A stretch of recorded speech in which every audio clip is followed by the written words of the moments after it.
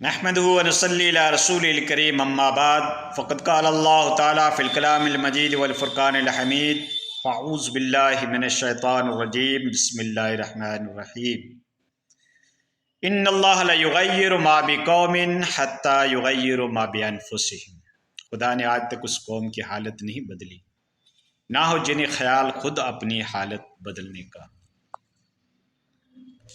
بزدلی میں نہ کام آتی ہے شمشیریں نہ تدبیریں، اگر ہو ذوق یقین پیدا تو کٹ جاتی ہے زنجیریں، نگاہ مرد مومن سے بدل جاتی ہے تقدیریں۔ دوستو، اس وقت آپ اسرائیل اور فلسطین کا کنفلکٹ جو ہے اس کو آپ دیکھ رہے ہیں اچھی طریقے سے۔ یہ اسرائیلی لوگ جو ہیں یہ یہودی کہلاتے ہیں، یہ حضرت موسیٰ علیہ السلام نبی کو تسلیم کرتے ہیں، اور ان کی کتاب توریت ہے جس کو اولڈ ٹیسٹمنٹ کہا جاتا ہے، اور ان کی آبادی دنیا کے اندر 1.25 کروڑ سے زیادہ نہیں ہے، بمشکل 1.25 کروڑ بنتے ہیں جو مختلف دنیا کی آبادی کو ملا کر، اور یہاں اسرائیل کے اندر یہ 70-80 لاکھ ان کی آبادی ہے، صرف 1 کروڑ بھی نہیں ہے، لیکن اس کے پاس دنیا کی بہترین قسم کی ٹیکنالوجی ہے، سائنس ہے، فنون ہے، اس لیے یہ دنیا کے اوپر قابض بن کر قوم بیٹھی ہے۔ ساری دنیا کی بڑی بڑی کمپنی یہودیوں کی ہے، اور ساری دنیا کی جو ترقی یافتہ فیکٹریز ہے وہ بھی یہودیوں کے انڈر میں ہے، اس لیے دنیا اس کی غلامی کرتی ہوئی نظر آ رہی ہے۔ اس کو ہٹلر نے برباد کیا تھا جرمنی کے اندر۔ یہ واقعہ ہے 1941 کا، جب ہٹلر نے ان کو ختم کرنے کے لیے فیکٹریاں بنائی، اور اس کو واقع ہولوکاسٹ کہا جاتا ہے۔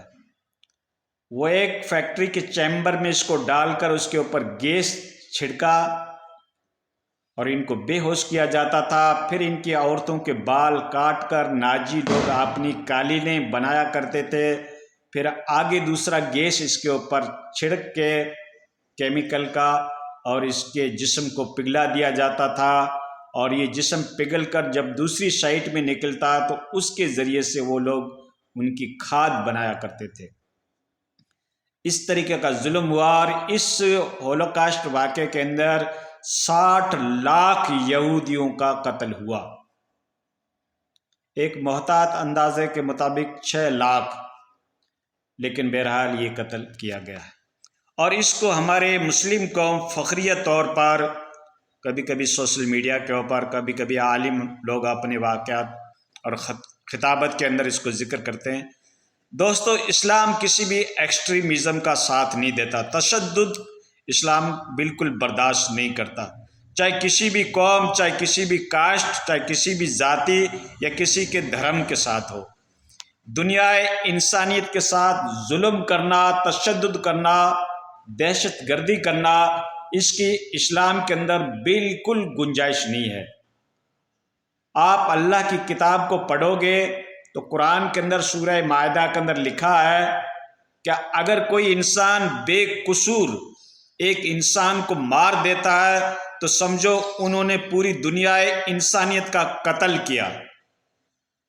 جی ہاں، اللہ رب العزت کہہ رہا ہے کہ اگر کسی نے بے قصور کسی انسان کو قتل کر دیا تو یوں سمجھو پوری دنیا انسانیت کا قتل کر دیا۔ اسلام یہ سکھاتا ہے، اسلام ایکسٹریمزم کا مذہب نہیں ہے، اسلام تشدد نہیں سکھاتا، اسلام کسی کی جان لینے کی روا قرار نہیں دیتا۔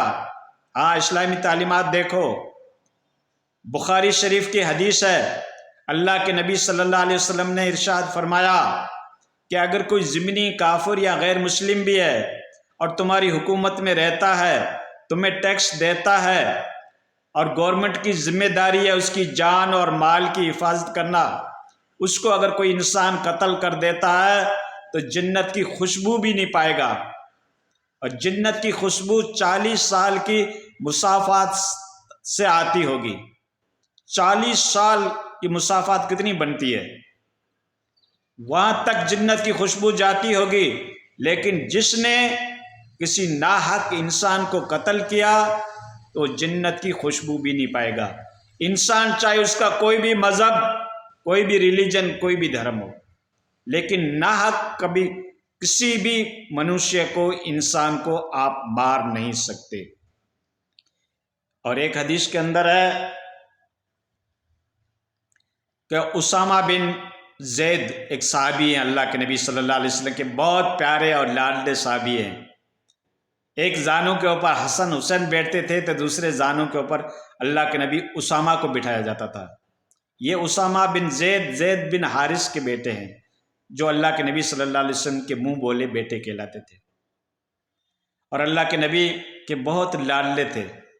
اللہ کے نبی کبھی غصے میں ہوتے تو صحابہ کرام اسامہ بن زید کے ذریعے سے اپنے پیغام اللہ کے نبی کو پہنچاتے تھے، اتنے لاڈلے، اتنے پیارے۔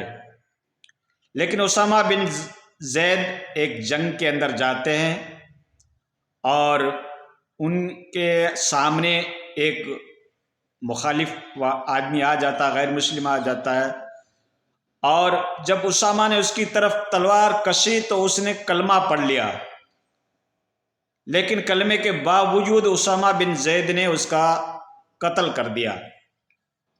جب یہ واقعہ آ کر اللہ کے نبی کو سنایا تو اللہ کے نبی صلی اللہ علیہ وسلم کو بہت حیرت ہوئی۔ کہا اسامہ کلمہ پڑھ لیا پھر بھی آپ نے اس کو قتل کر دیا؟ کہا کہ اللہ کے نبی وہ تو خوف کے مارے کلمہ پڑھ رہا تھا، تب میں نے اس کو مارا۔ کہا کہ آپ نے اس کا دل چیر کے دیکھا تھا کہ وہ ظاہری کلمہ پڑھ رہا تھا یا باطن سے وہ کلمہ پڑھ رہا تھا؟ اللہ کے حضور کیا تم جواب دو گے جب اللہ کے حضور وہ کلمہ پڑھتا ہوا اگر حاضر ہو گیا تو؟ اسامہ تم کیا کرو گے؟ اسامہ تم کیا کرو گے؟ اللہ کے نبی بار بار کہتے رہے۔ اسامہ بن زید نے کہا کہ کاش کہ میں آج ہی مسلمان ہوتا۔ تو دوستو، کسی کو بھی ناحق قتل کرنا، اور یہ بھی واقعہ جنگ کا ہے، پھر بھی اللہ کے نبی نے کہا کہ اگر اس نے کلمہ پڑھ دیا تھا تو آپ اس کو کیوں قتل کیا؟ تو اسلام تو یہ سکھاتا ہے، اسلام شفقت سکھاتا ہے، رحم دلی سکھاتا ہے۔ اسلام میں قاتل جو ہے اس کی سزا یہ ہے کہ جس نے کسی کو قتل کیا تو اس کے بدلے میں قاتل کو قتل کیا جا سکتا۔ النفس بالنفس، اگر ایک انسان نے کسی کی جان لی ہے تو پھر اگلے کو جواز ملتا ہے کہ وہ اس کی جان لے، لیکن وہ بھی جوڈیشری کے تھرو، ٹھیک ہے نا؟ ایکسٹرا جوڈیشری کلنگ آج کے دور میں جائز نہیں ہے۔ ہاں، جوڈیشری جو اگر طے کرتی ہے تو پھر آپ اس کی جان لے سکتے ہو۔ یا پھر ایسا شخص جو فساد فی الارض کر رکھا ہے، یعنی ساری دنیا انسانیت اس سے پریشان ہو رہی ہے، تو ایسے شخص کو جوڈیشری اس کو قتل کی سزا دے سکتی ہے۔ ایکسٹرا جوڈیشلی کلنگ اسلام کے اندر جائز نہیں ہے۔ منصف حاکم یا جو جج یا جو قاضی فیصلہ کرے اس کو امپلیمنٹ کیا جائے گا۔ تو دوستو، یہ ہے اسلام کی تعلیمات۔ چاہے کوئی بھی مذہب کا ماننے والا ہے، کوئی بھی ریلیجن کا ماننے والا ہے، اسلام کسی کے ساتھ تشدد نہیں سکھاتا، اس کی جان لینا روا نہیں ہے، اس کو تکلیف دینا بھی اسلام نہیں سکھاتا۔ تمام دنیا انسانیت کے ساتھ حسن سلوک مذہب اسلام سکھاتا ہے، بہترین قسم کے ساتھ ویوہار سکھاتا ہے، اچھے اخلاق کے ساتھ پیش آؤ۔ یہی تو اسلام مذہب کی خوبی ہے کہ مذہب اسلام کی جو کردار ہے، مذہب اسلام کے جو اخلاق ہیں، مذہب اسلام کی جو تعلیمات ہے، وہ ایکویلٹی کی ہے، میانہ روی کی ہے، برابری کی ہے، مساوات کی ہے، اونچ نیچ نہیں ہے، اس میں ذاتی دھرم نہیں ہے۔ اسلام تمام دنیا انسانیت کے ساتھ برابری سکھاتا ہے، اور یہ کہتا ہے کہ اللہ کے نزدیک تو مکرم، معزز، امپورٹنٹ، عظیم الشان وہ شخص ہے جس کے پاس تقوی اور پرہیزگاری ہے۔ ان اکرمکم عند اللہ اتقاکم، اللہ کے نزدیک معزز اور مکرم وہ ہے جو تقوی کو اختیار کرتا ہے۔ تو دوستو، مین تو ہے تقوی، پرہیزگاری اور عبادت۔ اور پھر میں آج واپس دہراؤں گا کہ یہ دیکھو، دنیا اللہ تعالیٰ نے عالم اسباب کے ساتھ جوڑ رکھی ہے۔ تمہارے کمپیٹیٹر، تمہارا مد مقابل، تمہارے سامنے والے کے پاس جو اسلحہ اور جو سبب اور جو اسباب ہے، وہ جب تک تم نہیں اپناؤ گے تب تک تم کامیابی نہیں پاؤ گے۔ دنیا اللہ تعالیٰ نے بقدر کوشش رکھی ہے، ٹھیک ہے نا؟ ہاں، دعاؤں سے کبھی یہ مسئلے حل نہیں کیا جا سکتے۔ بے شک دعا میں دم ہے، قوت ہے، لیکن اسباب تو اختیار کرنا پڑے گا، کیونکہ نبیوں نے ہمارے لیے، نبی صلی اللہ علیہ وسلم کی زندگی آئیڈیل ہے۔ اللہ کے نبی نے مسجد کا کونا پکڑ کر، صرف تسبیح پڑھ کر، صرف نوافل پڑھ کر فتوحات کو حاصل نہیں کیا، بلکہ عالم اسباب کے سارے انسٹرومنٹ، سارے سورسز، سارے ذرائع، سارے اسباب، سارے طور و طریقے کو اپنا کر میدان جنگ کے اندر فرنٹ لائن کے اوپر آپ نے پبلک کو گائیڈ کیا۔ یہی مذہب اسلام سکھاتا ہے، اسباب بھی ہو اور دعائیں بھی ہو۔